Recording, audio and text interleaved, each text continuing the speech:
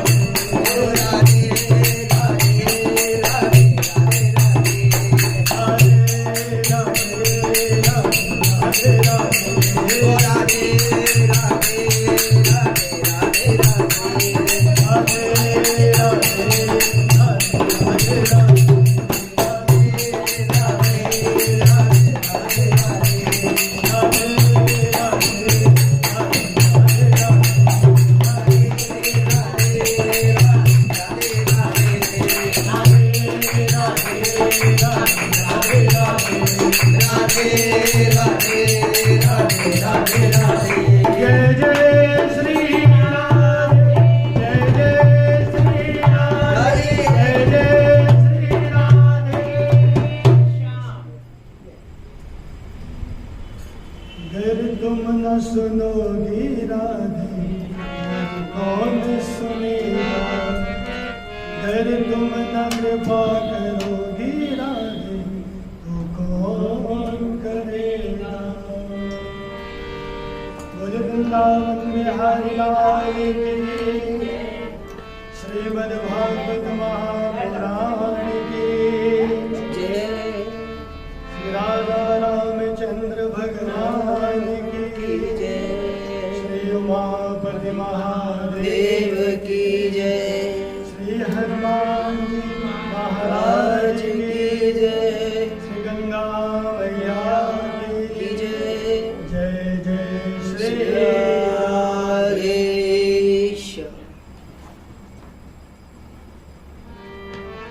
परम मंगल अकारण करुणा वरुणालय भक्त वांछा कल्पतरु श्री बालकृष्ण लाल भगवान श्री राधा कृष्ण उनकी वाङ्मय वेद की सर्वोच्च मूर्ति श्रीमद् भागवत महापुराण आज राधाष्टमी के पावन अवसर पर श्री चंद्र अपार्टमेंट S7 में आयोजित सप्त दिवसीय श्रीमद् भागवत महापुराण ज्ञान यज्ञ में उपस्थित मातृशक्ति माताएं बहनें भक्तजन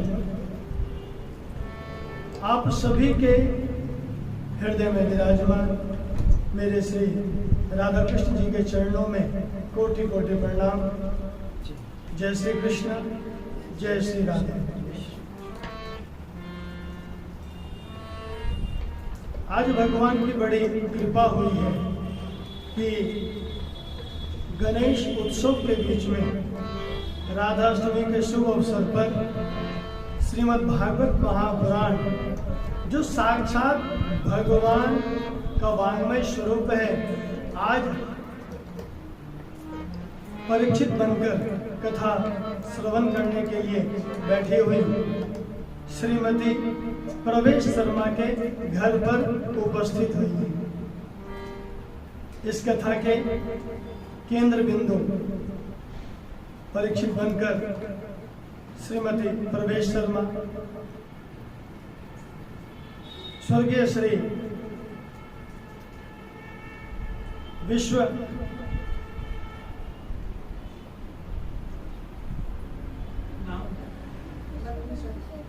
बंधु शर्मा, नाम बड़ा सुंदर है,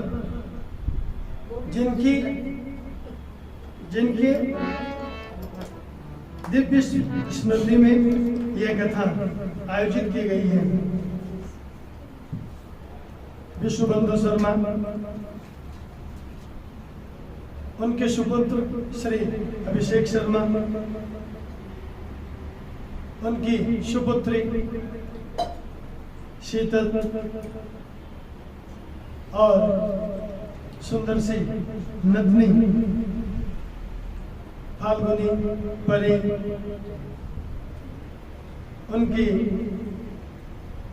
दूसरी पुत्री वर्षा, दामाद आलोक पाठक, आशीष पाठक, उनके पुत्र तन्वी पाठक,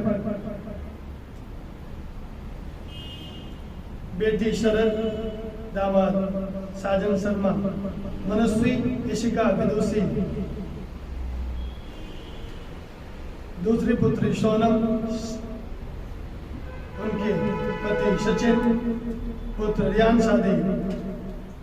इस यज्ञ के यजमान और परीक्षित बनकर जो कथा श्रवण करने के लिए बैठे हैं, श्रीमती प्रवेश शर्मा जी। इनकी हार्दिक इच्छा थी कि श्रीमद् भागवत कथा हम श्रवण करें पूरे 7 दिन विधि विधान से, और यह हार्दिक इच्छा आज से नहीं, लगभग 20, 22, 30 वर्षों से थी, और अब जाकर यह इच्छा ठाकुर जी ने पूर्ण की। यहाँ पर हमें एक ही बात समझ में आती है, जेहि के जेहि पर सत्य सनेही, सो तेहि मिले ही न कछु संदेह। जिसको जिस पर प्रेम होता है, जिसको जिसका लगाव होता है, समय लगता है लेकिन मिलता जरूर है।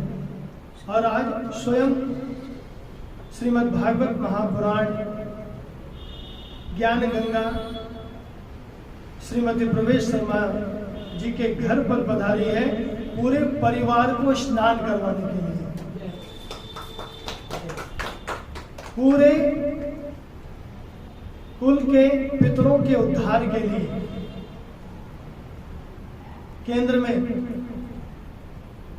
स्वर्गीय श्री विश्व बंधु शर्मा और उनके साथ, देखिए भागवत जी की कथा सुनने से 21 पीढ़ियां चलती हैं। 3 पीढ़ी तो पिता के वंश, 7 पीढ़ी तो पिता के वंश की, पिता, दादा, परदादा, उनके पिता, उनके पिता, 3 पीढ़ी पुत्र की, पुत्र के बेटा, उसके बेटा, उसके बेटा, 7 पीढ़ी, और 7 पीढ़ियां मातृवंश की, नाना, परनाना, वृद्ध परनाना। इस तरह से 21 पीढ़ियां तरती है श्रीमद् भागवत महापुराण यज्ञ के अनुष्ठान से, 21 पीढ़ियां तर जाती हैं।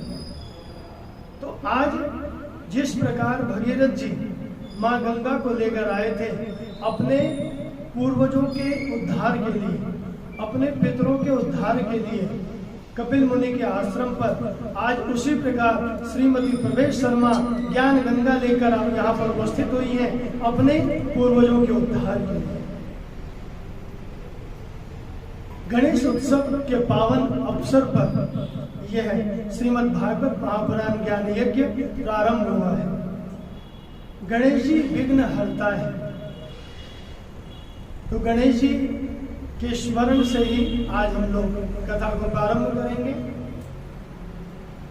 वक्रतुंड महाकाय सूर्यकोटि समप्रभा निर्विघ्नं कुरु मे देव सर्वकार्येषु सर्वदा। हम आज देख रहे हैं जगह जगह पर गणेश उत्सव की धूम मची। पांडालों में गणेश जी की पूजा भी हो रही है और कहीं कहीं विसर्जन भी प्रारंभ हो गए हैं। गणपति जी का विसर्जन भी कर रहे हैं। हम गणपति जी की पूजा हर वर्ष करते तो हैं।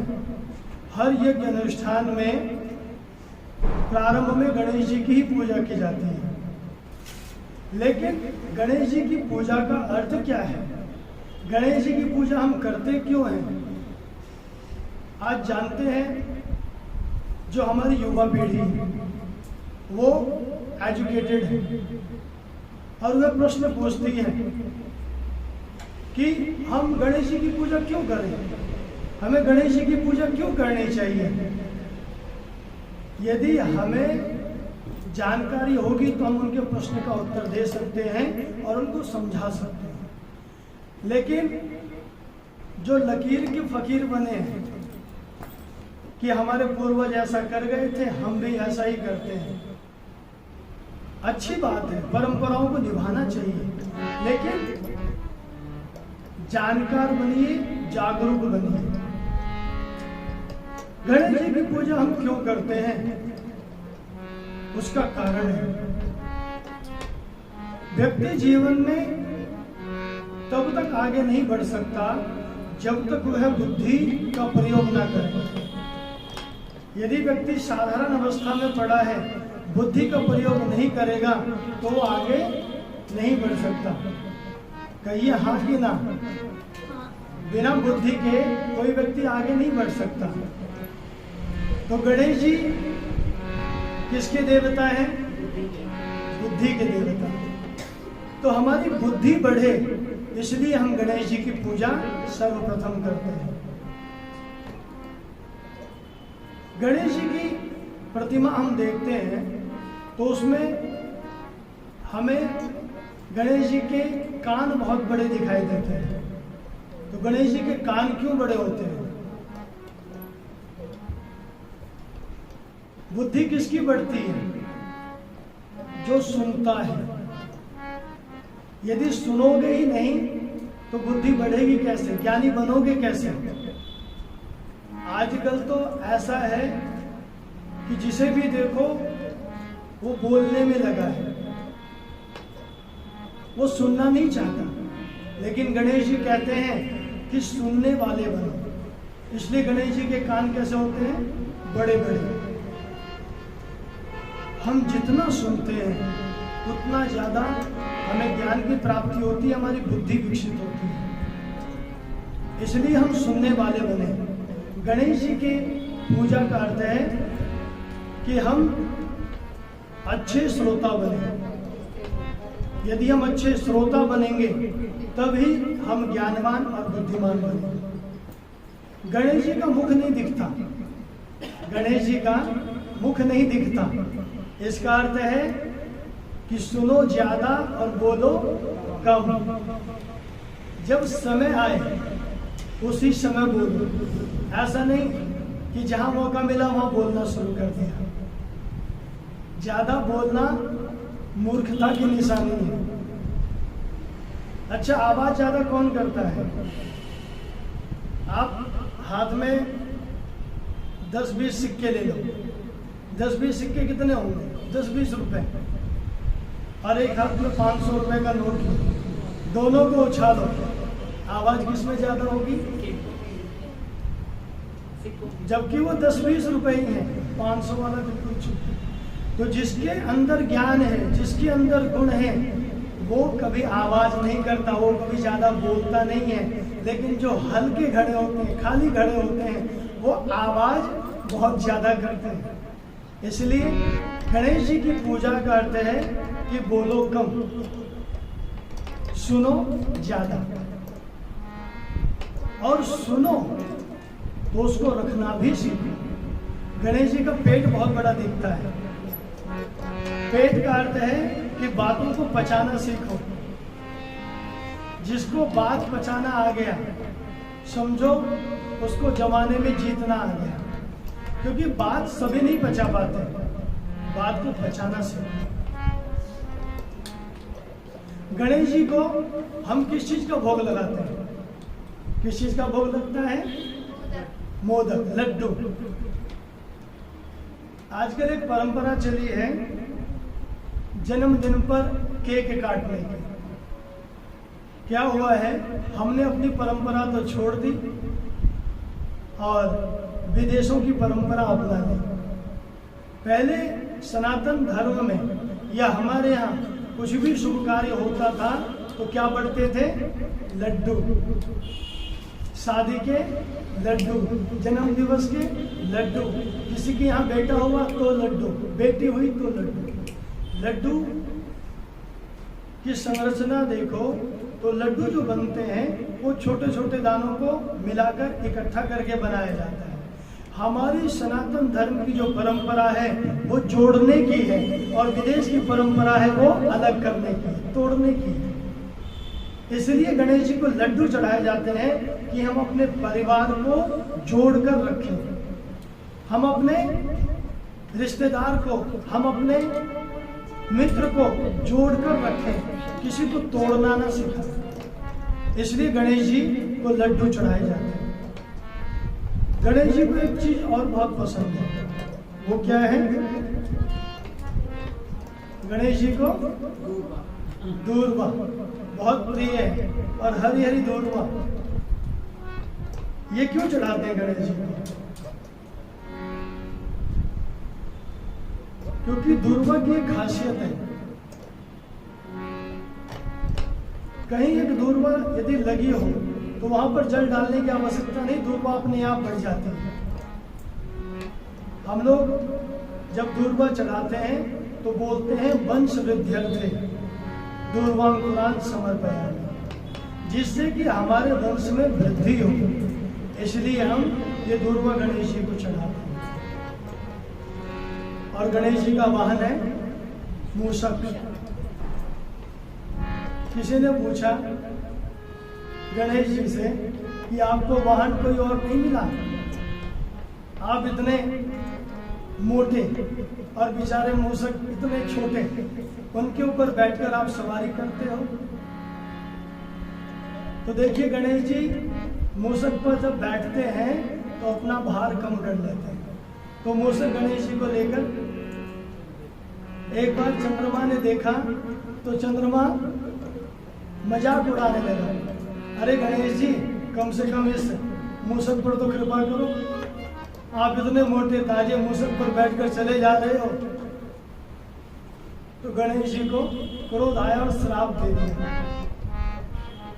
और वो तिथि कौन सी थी, भादो शुक्ल चतुर्थी, कि आज के दिन जो भी तुझे देखेगा उसे कलंक लगेगा। देखिए अभी वो तिथि गई है जिसे हम लोग गणेश चतुर्थी भी कहते हैं, उसे कलंक चतुर्थी कहा जाता है। उस दिन का चंद्रमा नहीं देखना चाहिए, और यदि देख ले तो फिर तो कलंक लग जाता है। किसने देखा था चतुर्थी का चंद्रमा, हमें तो हड़ताल दिखाई दे रहा है। किसने देखा था, ये देखा था भगवान श्री कृष्ण ने। प्रेम से बोलो राधे राधे। भगवान श्री कृष्ण ने देखा था, इसलिए उनको कलंक लगा। उन्होंने मणि चोरी नहीं की, लेकिन चोरी का झूठा कलंक लग गया।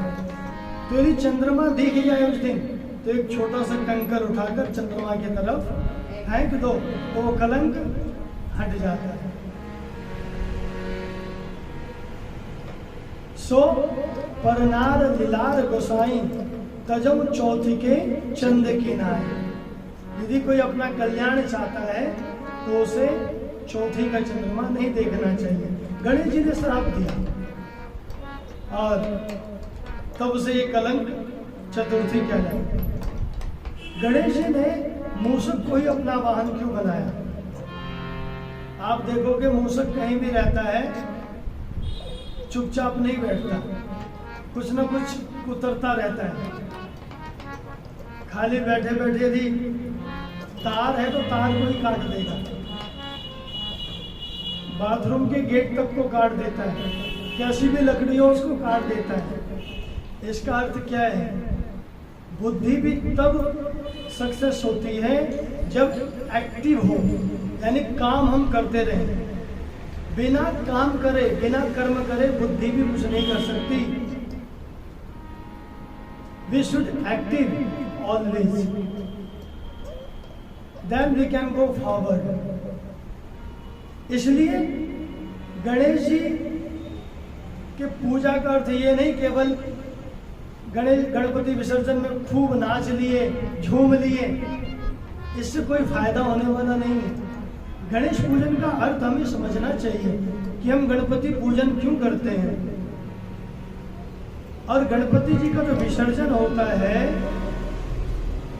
जब हम लोग यज्ञ अनुष्ठान करते हैं तो उसमें भी गणपति जी का विसर्जन नहीं करते। पहले घर में जो गणपति बनाए जाते थे वो बनाए जाते थे मिट्टी के, वो बनाए जाते थे गोबर के, इसलिए गोबर गणेश कहा जाता था। तो आप गोबर को कितने दिन घर में रखोगे? आप मिट्टी को कितने दिन घर में रखोगे? तो इसलिए 11 दिन बाद गणेश जी जिसके प्रतीक हैं, बुद्धि के, कर्म के, पौरुष के, ज्ञान के, उनको रखकर जो उनका बाह्य स्वरूप है उसको हमने नदी में विसर्जित कर दिया। लेकिन अब जो गणपति की मूर्तियां बनाई जाती है वो किसकी बनाई जाती है? नहीं, मिट्टी की कम बनती है, अब बनती है प्लास्टर ऑफ पेरिस की, पीओपी। और पीओपी पानी में गलता नहीं है, ये जो लगा है ये सब पीओपी है। पहले ये पीओपी नहीं हुआ करता था, पहले तो सामान्य छत हुआ करती थी, तो पीओपी यहाँ ठीक है, वर्षों तक रहे कोई बात नहीं। लेकिन पीओपी को पानी में डालने के बाद भी वर्षों तक ये गलती नहीं है।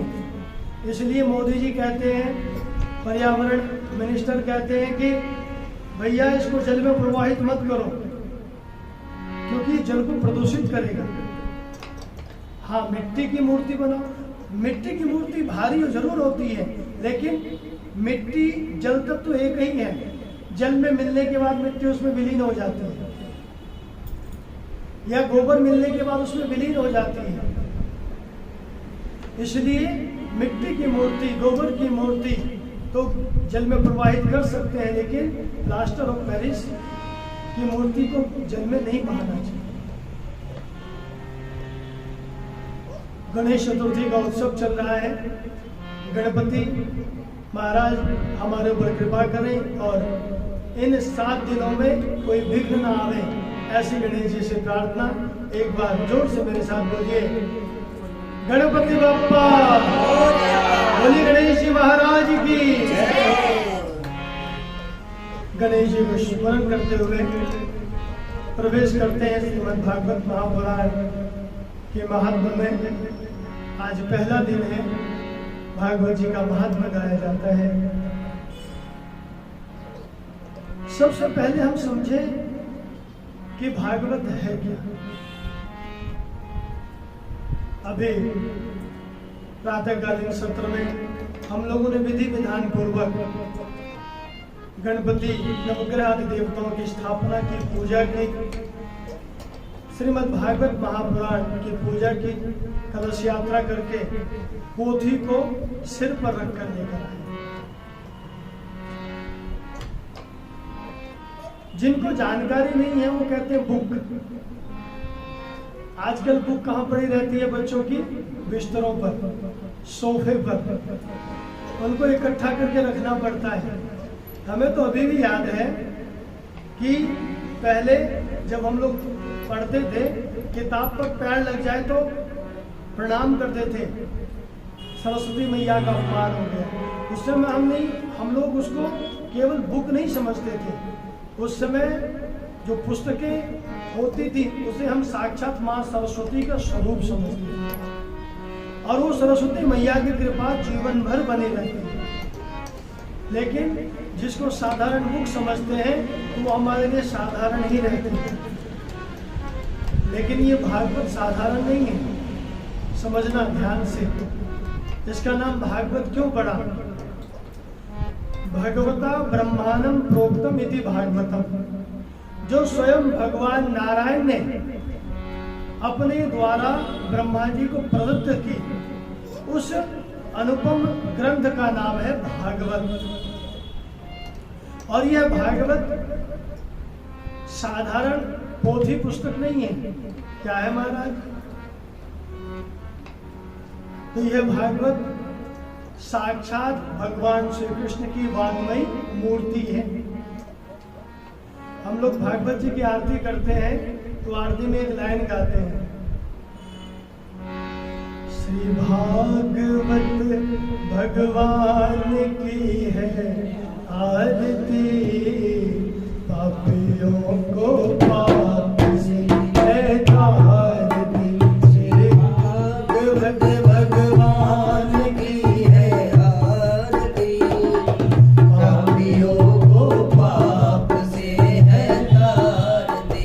ये अमर ग्रंथ ये मुक्ति पंथ पंचम वेद निराला है, नव ज्योति जगाने वाला है। ये अमर ग्रंथ ये मुक्ति पंथ ये पंचम वेद निराला है, नव ज्योति जगाने वाला है।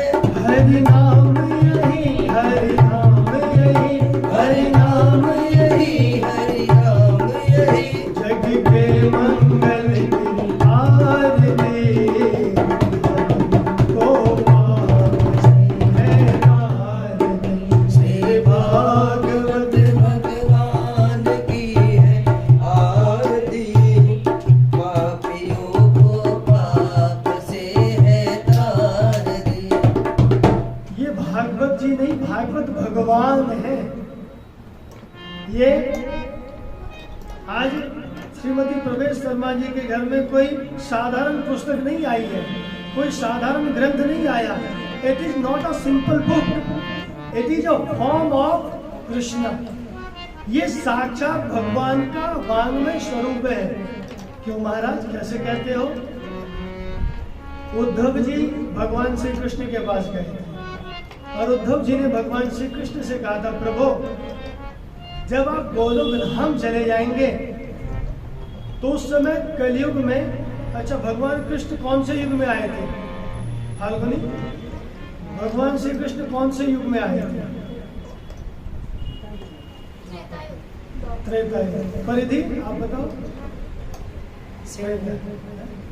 त्रेता युग। आप लोग बताएं। द्वापर। अच्छा बच्चे कह रहे हैं त्रेता युग, इसमें बच्चों की गलती नहीं है, इसमें गलती हम आप पेरेंट्स की